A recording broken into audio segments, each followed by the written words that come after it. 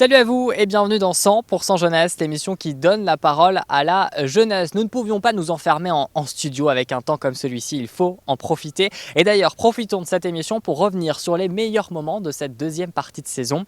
Je vous propose qu'on débute sans plus tarder avec cette jeune génération qui innove, crée et surtout qui remporte l'unanimité.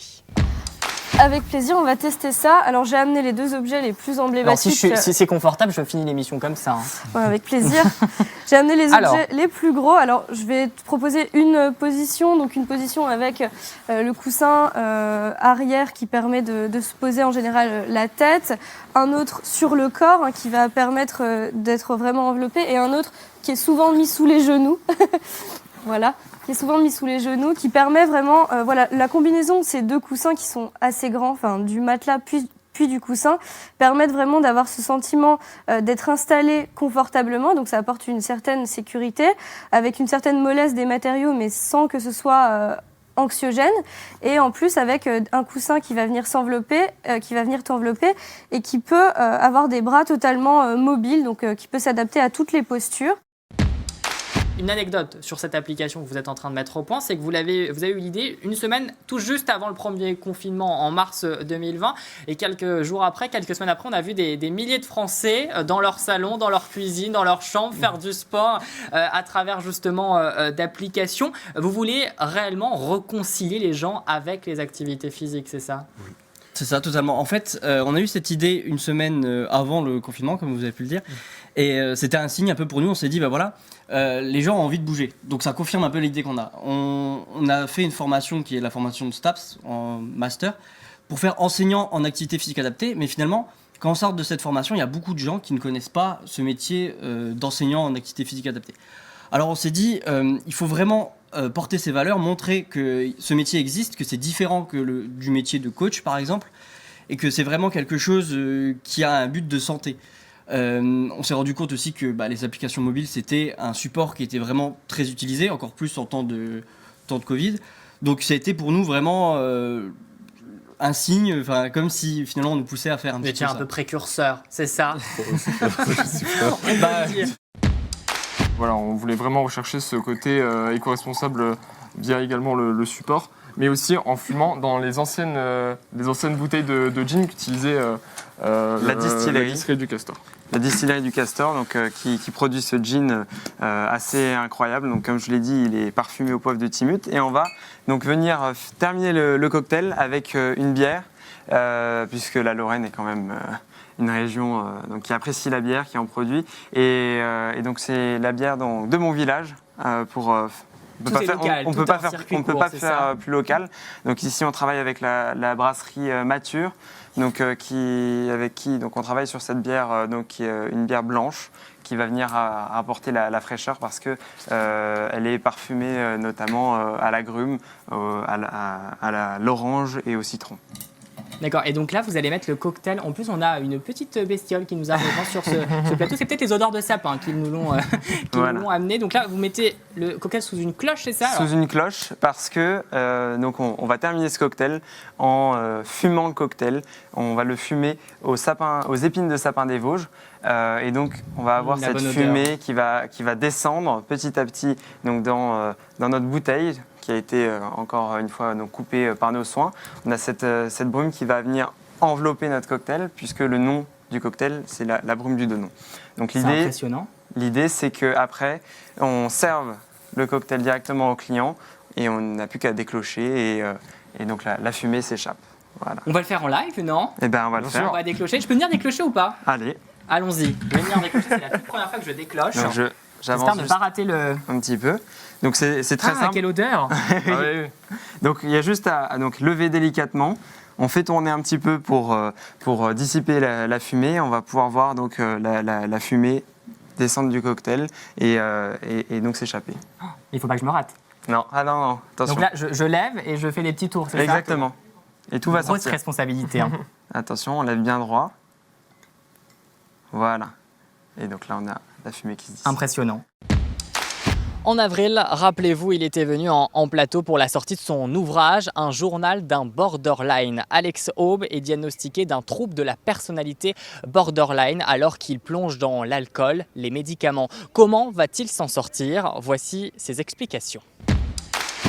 Ça a été très compliqué, effectivement. C'est une période de ma vie qui n'est pas du tout saine, où je me mettais fortement en danger. Aujourd'hui, j'ai de la chance d'être encore en vie. Et il faut être accompagné de professionnels de santé compétents et avec qui on peut leur donner toute notre confiance pour pouvoir aller de l'avant. Je pense que l'accompagnement, c'est super important. Tout seul, c'est très difficile de faire face. C'est compliqué, j'imagine aussi de gérer, toi qui es en études, en 5e année de pharmacie, on connaît le rythme finalement de la médecine. Comment ça s'est passé un petit peu, gérer l'aspect scolaire et puis ce trouble également qui a été omniprésent finalement dans ta vie? Finalement, j'ai géré un petit peu les deux ensemble. J'avais des rendez-vous régulièrement avec ma psychiatre, qui me suit encore actuellement. Et on parlait à la fois du trouble de la personnalité, mais aussi des études. Et on avançait sur les deux terrains ensemble. Et les études, pour moi, c'était un petit peu un moteur, justement, une raison de m'accrocher et de continuer à me battre. Donc, c'était très motivant. Est-ce que tu connais l'origine de ce trouble? Je la connais depuis peu, effectivement. Mais je ne peux pas encore en parler. On garde ça personnel pour la vie privée. Dès les premières pages du livre, tu avertis justement ton lectorat avec ces lignes. L'histoire sera agrémentée d'éléments difficiles à lire. Je tiens donc à avertir toute personne sensible à faire attention. Mon but n'est pas de heurter la sensibilité de qui que ce soit ou de réveiller de vieux traumatismes. Il y a un chapitre en particulier qui est assez violent, assez dur. Tu vas pouvoir justement nous le raconter et on imagine que ça a été compliqué également pour toi de l'écrire. Tout à fait. Mon personnage principal subit un viol au bout d'un moment dans ce livre. Et je pense que le lire, c'est quelque chose de très douloureux. L'écrire a été aussi douloureux pour moi. J'ai subi 2 viols dans ma vie. Et forcément, ça fait remonter beaucoup de choses en soi. Et voilà. C'est aussi l'un de ces risques en tant que personne ayant un trouble justement de la personnalité borderline, de se mettre en danger sans en avoir finalement conscience. C'est ça, on est constamment dans le déni, on se dit c'est pas grave, je continue, je vais dans mon chemin, je fais ce que j'ai envie de faire. Et le problème, c'est qu'on ne se rend pas compte des conséquences qu'il y a derrière. Et ça nous amène à des situations qui sont extrêmement compliquées, extrêmement difficiles à vivre. Je pense que si j'avais été diagnostiqué plus tôt, j'aurais eu un traitement adapté plus tôt et je n'aurais pas été confronté à toutes ces situations qui m'ont un petit peu détruite, effectivement. Est-ce que ce livre, ça serait pas aussi une manière d'alerter finalement la population que le trouble existe et qu'il faut peut-être penser à aller consulter, à aller se faire diagnostiquer? Ah oui, tout à fait. Tout à fait. D'ailleurs, dans mon livre, je décris les 9 symptômes. Pour se considérer comme étant borderline, il faut en avoir minimum 5. Donc si une personne se reconnaît dans déjà 5 symptômes, moi je conseillerais d'aller consulter un professionnel, effectivement. C'est quoi rapidement les symptômes les plus fréquents qui reviennent le plus régulièrement? Toi qui je le sais, est dans des groupes, dans des réseaux, dans des communautés avec ces personnes qui comme toi ont ce trouble. La dépression, la colère, la sensation de vide, la solitude, ceux-là c'est vraiment les plus importants. 100% jeunesse, c'est l'émission qui fait la part belle de la jeune génération. Sans tabou et avec une ligne éditoriale de la plus grande liberté, ce qui donne finalement des émissions à thème, la politique, l'orientation scolaire, la semaine de la presse ou encore dernièrement, les sapeurs-pompiers volontaires. Regardez. Quand on arrive sur une intervention et quand on part surtout sur une intervention, j'imagine qu'il y a un peu d'appréhension, un petit peu de stress. Qu'est-ce qui se passe dans votre tête à ce moment-là quand votre bip retentit? L'adrénaline, elle monte très fort. Et après, elle redescend une fois qu'on est rentré. Et comment justement on arrive à la gérer, cette appréhension, cette adrénaline, avant d'arriver sur l'intervention, avant de savoir à quoi on a affaire? De parler avec les collègues, de rire avec eux et je peux parler avec le chef d'arrêt qui est avec nous. Est-ce qu'il y a une intervention qui vous a marqué plus qu'une autre, en tout cas dans votre début de carrière, Oui. Charlotte? C'était lors de ma première garde. Je suis donc partie pour une recherche de personnes. On est arrivé avec le VSAV et en fait il y avait la police sur place, l'équipe des chiens qui était sur place, le SMUR qui est arrivé aussi par la suite. Et toi Henri? Moi c'était un accident routier, donc c'était une VL contre un motard. Du coup on est arrivé, la personne était grièvement blessée, du coup on l'a transportée sur Merci en traumato. Et du coup, forcément, on a appris dans le journal que cette personne était décédée de suite de ses blessures. C'est extrêmement important de commencer tôt. Effectivement, dès la seconde, c'est important. Il faut s'interroger sur ses goûts, il faut s'interroger sur ses capacités aussi, en fonction des résultats. Et puis moi, je donnerais un conseil à tous les élèves. Il faut pousser les portes, il faut ouvrir les fenêtres, il faut pousser les portes parfois de formation ou de domaines pour lesquels on n'est pas a priori attiré, parce qu'il y a parfois des révélations. Donc, il faut oser, voilà. Bon, on va oser alors pour cette orientation scolaire. On le sait, le passage entre le lycée et l'enseignement supérieur est quelquefois un petit peu redouté. Ayane, toi qui es maintenant en 3e année de droit, comment tu as appréhendé finalement ce passage entre le lycée et l'enseignement supérieur ? C'est vrai que le passage entre le lycée et l'enseignement supérieur est souvent compliqué. On a l'impression d'être comme les... jeté dans la masse. Nature, oui. Et en fait, il faut avoir une rigueur de travail et commencer en fait, le travail dès le premier jour et pas se dire j'ai le temps, les examens c'est dans 2-3 mois, et être aussi curieux, parce que si on n'est pas curieux, ça peut être très compliqué aussi pour la suite. Oui. Bon, on a compris, il ne faut pas se stresser, ça fait peur a priori, mais dans la réalité, ça va plus que bien. Le premier tour aura lieu dans quelques jours. Les jeunes se sentent-ils concernés par cet appel aux urnes ? S'intéressent-ils à la politique ? Réponse avec ces primo-votants. Regardez. Je m'intéresse pas mal à la politique. C'est vrai qu'aujourd'hui, je trouve que c'est un enjeu majeur pour le futur de notre société. C'est pas quelque chose à prendre à la légère. Je sais que la politique, ça devient de plus en plus compliqué et que les gens s'y intéressent de moins en moins, surtout les jeunes. Je connais pas beaucoup de gens qui ont vraiment envie de voter, de continuer de s'engager en politique. Il y a beaucoup qui n'ont pas envie de voter pour ces élections-là. Et évidemment, l'abstention va être énorme. C'est les premières élections où je vais voter parce que je viens d'avoir 19 ans là. Et donc du coup, c'est la première fois que je m'y intéresse vraiment. Je regarde pas trop les émissions à la télé de politique.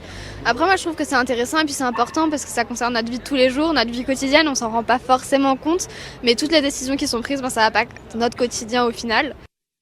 Et on vient de l'entendre, donc les jeunes s'intéressent à la politique. Alors, est-ce suffisant ou pas ? C'est une autre question. Faut-il encore savoir si oui ou non ils iront voter dimanche ? Et ça, c'est la question qui est au cœur un peu de tous les débats. Les instituts de sondage, justement, qui s'attendent à une abstention record chez les 18-24 ans. Le taux d'abstention est estimé à 53%. Pour rappel, lors du deuxième tour de la présidentielle en 2017, il y avait un taux d'abstention de 34% pour les 18-24 ans qui ne s'étaient pas rendus aux urnes, selon un sondage Ipsos Sopra Steria. Première chose, les jeunes s'informent, mais ils s'informent massivement via les réseaux sociaux. Donc l'énorme changement, le défi majeur en fait auquel on a affaire aujourd'hui, c'est le défi de l'information de masse. Jean, Gauthier, vous vous informez comment de l'actualité ? Est-ce que vous suivez l'actualité ? Jean, j'imagine, en tant que journaliste, on est un petit peu obligé. Alors c'est vrai que nous on a des petites techniques. Bon, après il y a des plateformes dédiées pour s'informer à l'actualité. Je pense à Google Actualité, au mur de la presse, avec plein de sources différentes, de plein de journaux différents, que ce soit de la presse écrite, de la presse papier, de la presse radio et de la télévision. Mais après, effectivement, avec l'évolution, la technologie, les smartphones qui arrivent en masse, forcément, c'est les réseaux sociaux qui reprennent on a l'habitude de scroller son fil Facebook ou Twitter pour regarder un petit peu l'actualité, effectivement. Gauthier, même avis, les réseaux sociaux, c'est ça ? Ouais, c'est vrai que moi, en tant que jeune, je me sens beaucoup concerné par tout ce qui est réseaux sociaux, tout ça. Donc, ouais, c'est vrai qu'on regarde quasi même plus la télé. Nous, aujourd'hui, on est sur nos téléphones et puis les réseaux. Et c'est vrai qu'on a beaucoup plus facilement les informations là-dessus, ouais. Bon, le constat est indéniable sur ce plateau. Depuis l'arrivée d'Internet et les réseaux sociaux, le milieu du marché de l'information est-il pas en train de se déréguler ? Si, tout à fait, Valentin. On peut parler d'une dérégulation du marché de l'information. Avec l'arrivée d'Internet, en fait, les médias mainstream qui existaient jusque-là, qui étaient un peu prédominants, sont vraiment concurrencés. Nombreux sont les reportages que nous avons diffusés au cours de cette saison. Des magazines, des immersions ou encore des portraits de vie. Et justement, on vous propose de revoir celui de Mathilde Bernard, cheftaine chez les Scouts et Guides de France. Reportage. Chez les Scouts, on débute chaque nouvelle journée par un temps spirituel. Bienvenue sur le camp des Louveteaux. On sait que vous êtes très inquiets de la pluie, tout ça, mais ne vous inquiétez pas, on va adapter les activités pour pas que vous soyez mouillés. Enfin, pas trop. Avant le début des activités, c'est la grande distribution des rôles pour la journée. Il y a 5 sizaines, donc 5 services. Bois, eau, repas, vaisselle et transpire rangement. Ils sont contents de rendre service sur le camp. De toute façon, s'ils font pas ça, le camp peut pas tourner. Ce jour, la météo n'est pas clémente. Pour autant, les Olympiades prévues aujourd'hui auront bien lieu sous la pluie. Oh, le sprinter!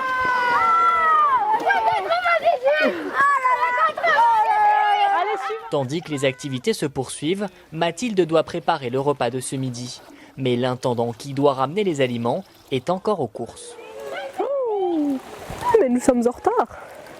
Ok, pas de problème. Eh ben écoute, fais au plus vite et on gère le reste. Ça roule. Bah bon courage. Du courage, il va également lui en falloir. En pleine forêt et alors que la pluie ne s'arrête pas, trouver du bois sec pour chauffer le repas, c'est mission impossible. Pour ce midi, il faut savoir se rendre à l'évidence. Là, si on veut être dans les temps et si on veut faire manger 25 enfants à l'heure, on est obligé de faire des petits compromis sur les techniques scouts, quoi. Passe sur la table et viens te mettre au milieu, tu partages. Chez les scouts, même pour le repas, tout le monde met la main à la pâte. Le but d'un camp scout, c'est quand même de leur apprendre les différentes techniques, qu'ils apprennent à se débrouiller petit à petit par eux-mêmes. Au menu, chili con carne. Dans 10 minutes, ça devrait être prêt normalement. Les louveteaux sont déjà à table, affamés. Mais on n'est pas si en retard que ça, donc ça va. Vous avez mis du piment d'Espelette. On a mis tout ce qu'il faut, Charles, pour que ce soit délicieux. Après avoir repris des forces, la suite de la journée peut continuer sur la même tonalité que ce matin. Wesh, wesh, wesh! Du coup, on va lancer la vaisselle. Ouais, on va les poser Là aussi, pas question de renoncer à la mission. De l'autre côté du camp, c'est un temps calme pour ce groupe de garçons. Ici, on vient chez les scouts pour passer de bons moments, à un détail près. Le seul point qui n'est pas super chez les scouts, c'est les douches. Ah bon? Super. Oui, elles sont très très froides. Ils ont acheté des pages d'eau chauffante noires, mais ça marche pas. Mathilde, notre cheftaine, doit elle régler une urgence. On la pose où? Au-dessus là? La pluie ne se calme toujours pas et l'eau commence à s'infiltrer dans certaines tentes. Il faut prendre les nôtres qui sont là-bas. C'est les aléas. Oui, bah oui. En même temps, c'est le but du camp scout, apprendre un petit peu à s'adapter à chaque situation. Donc là, on est en plein dedans. Elle qui a rejoint les scouts à l'âge de 8 ans ne regrette pas son engagement. C'est jamais facile de commencer, c'est jamais facile de faire face aux problèmes. On en sort tellement grandi et on apprend à vivre vraiment et enfin, je trouve ça top. Scout un jour, scout toujours, nous laissons derrière nous le camp des louveteaux, un groupe de scouts parmi les 860 que compte l'association Scouts et Guides de France. Des scouts que vous allez sans doute croiser cet été sur vos lieux de vacances et je l'espère sincèrement pour vous avec une toute autre météo. C'est une habitude, voire même un rendez-vous dans chaque émission, les lives avec nos jeunes artistes. Ils viennent nous parler de leur parcours mais aussi nous présenter leur album, leur EP avec bien sûr l'exclu en fin d'interview. Voici tout de suite une compilation des meilleurs moments concoctés rien que pour vous.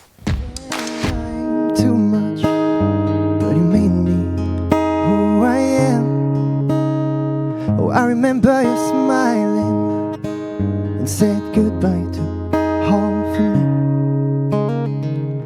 You were laughing over coffee.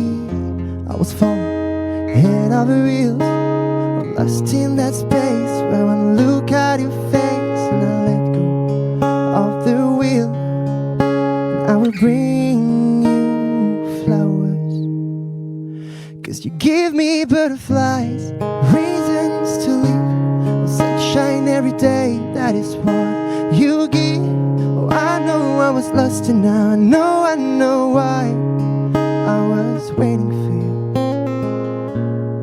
Oh, you and your butterflies.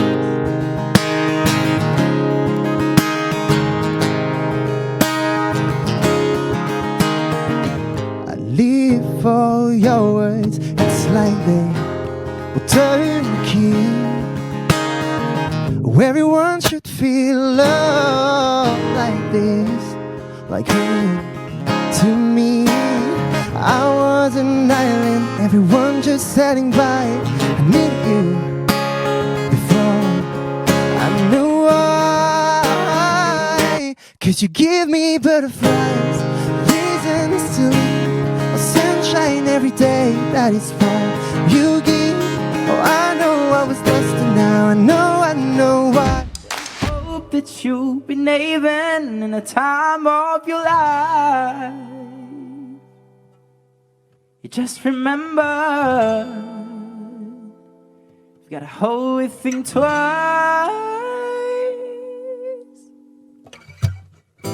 I remember when I lost my mind. There was some discipline about that pace. Giving you much than an echo, so much space. When you're out there without care, I was out of touch. But it wasn't because I didn't know enough.